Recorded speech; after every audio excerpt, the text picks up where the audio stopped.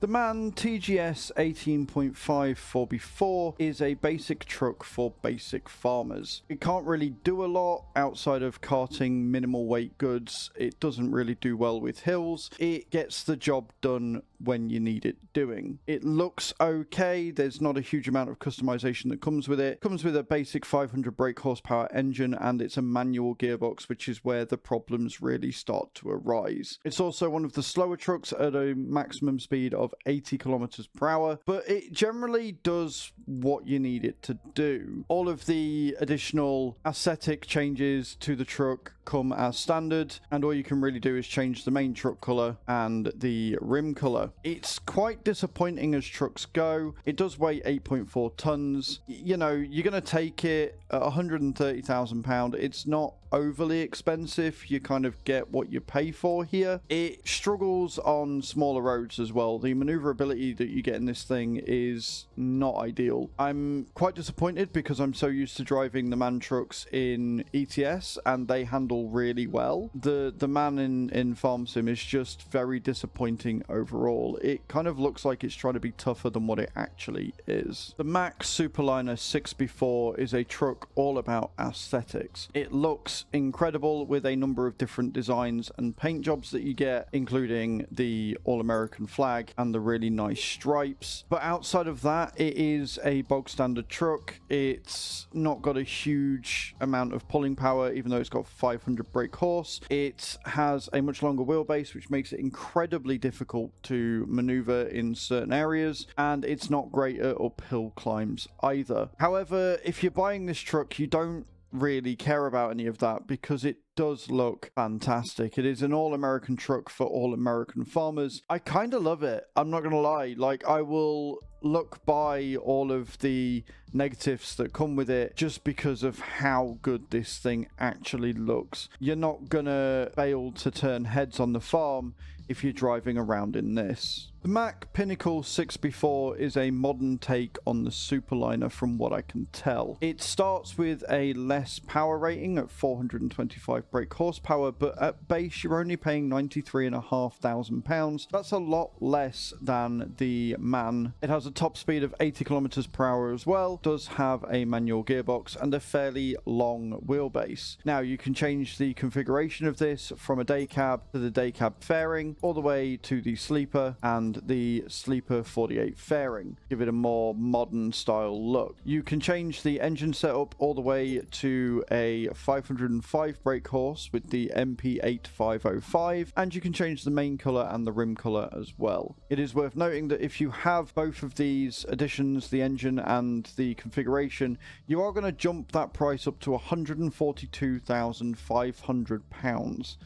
That's a lot of money for a lot of truck, but not a huge increase. You only get 505 brake horsepower for all of that extra money, and at this point you might be looking a bit more to the MAN over the Mack. It's not a bad truck for starting out farmers, but it's not honestly one that I would choose with this configuration unless it was in the discount store. The Mack Anthem 6x4 is the most modern of the trucks in the Mack lineup, and that is proven in the fact that the truck kind of just handles better than the other Macks, even though there's not a lot of difference with it power wise and fuel wise, and obviously the speed is the same, but it just feels like it handles better. I actually use one of these on my Calmston save for logging and transporting the wood and stuff, and it actually works really well, especially on narrow roads. It still doesn't deal too well with hills, especially when carting weight. At £93,500, the same price as the other Macks, it's actually the better deal in my opinion. You get a little bit more customization with this as well, even if it is just cosmetic in the design styles. But what you can do is you can change the configuration from day cab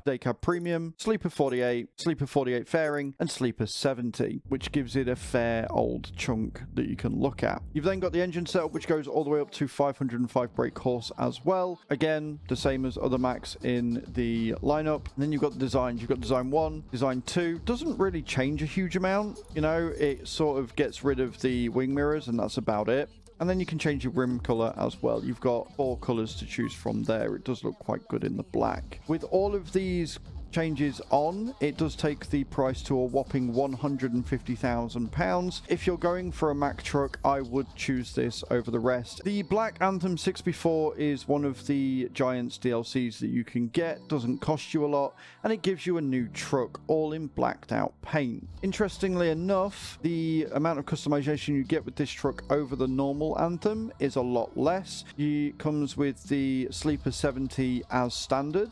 The only thing you can change is the wing mirrors on the front with Design 1 and Design 2, which is a bit of a shame. It does come with the 505 brake horsepower engine, but you are paying nearly £20,000 more the ability to just have it in black with nothing else. It's a nice DLC, but honestly, they should have kept the price the same way that they did with the Fendt Black Beauty. The tractor doesn't change in cost. It's got the same customization options outside of the paint, and it's just a better deal in my opinion. You don't really gain anything by having it in black, but it's very much a status symbol. The Volvo F16 Globetrotter is one of the trucks that come with the Platinum DLC, and honestly, it really kind of does make it worth it. The amount of customization you get, the different power ratios, the much higher top speed of 90 kilometers per hour, the styling, they're just a good truck to have. They're also not that expensive, at least at base. The amount of customization you get with these trucks is honestly astounding. You can go all the way up to a 500 brake horsepower engine, but obviously with the higher top speed and the different torque ratios and stuff, it actually puts the power down a lot better than the American equivalents, and a hell of a lot better than the MAN in my opinion. The wheel setup, you've got standard, wide tires, not a huge amount of customization, but very, very useful in certain scenarios. You can have a sun shield on, you can have the different design on, so you can have the stripes down the side, you can have different lights if you so desire. You've got beacons that you can have on it as well, mud flaps, just to add that extra little touch. You can have a different literage of engine, which is really nice. That's something that I wish all the trucks had. It's something that you get in ETS, for example, depending on the chassis you choose, but having a 750 litre engine means that you're very, very rarely loading up, especially if you're just using it for karting like I do on my farms. You can change the main color of the engine, and you've got a lot of different energy colors to choose from. You can change the chassis color as well. You've got the design color, you've got the rim color as well. So you get a lot of customization with this truck, and this is just the starting line. The Volvo Vnx 300 is one of my favorite trucks in the game. It is easily the best one in the lineup from Volvo that you get with the Platinum DLC, and it is obviously the American style opposed to the EU. The reason why this truck is such good value for money, even though it is quite expensive, is that it puts the power down a lot better. It comes with a power shift gearbox instead of a manual, and the extra chassis sizes that you can get really help you to pull those heavy loads. It also goes 90 kilometers per hour, which means it is again faster than the American trucks, and it's just a really nice looking vehicle to boot. You've got many different setups that you've got with the wheel configuration. You've got tandem short, tandem long, tridem short, tridem long, and then back to your tandems.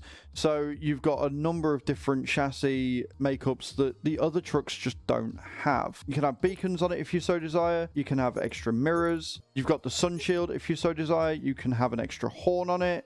You've got antenna if you so desire. Aero parts if you want to have that sort of sleek look and to help with the fuel efficiency. You've got your different colors. You've got your main color there. You've got your grille colors. You've got your design colors. You've got your actual rim colors there as well. Lots and lots of customization that just make this truck absolutely fantastic to really customize and make it your own. The Volvo FH16 really does feel like a flagship truck for Volvo, and it feels very much at home on the farm. One of the most modern trucks in the game thus far. It is incredible. I still prefer the VNX, but this is a very close second. Again, a massive amount of customization that you can do with this one, including chassis changes. It also comes with the most power in the game as standard, with 550 brake horsepower and a whopping 90 kilometers per hour top speed. It also comes with a power shift gearbox, which makes it incredibly useful in tight roads and getting up hills. This thing struggles with nothing. It really does tackle anything and everything you throw throw at it, and is a great piece of kit. You can change the roof setup, so you can have the Sleeper or the XL. You can go all the way up to the 750 brake horsepower engine, but that does add a whopping £67,000 to the total cost. You can change the wheel setup from the 4x2 to the 6x4 to give you that extra pulling power with heavier loads. You've got numerous different aero designs, so you've got design 1, design 2, and then design 3 with all of them.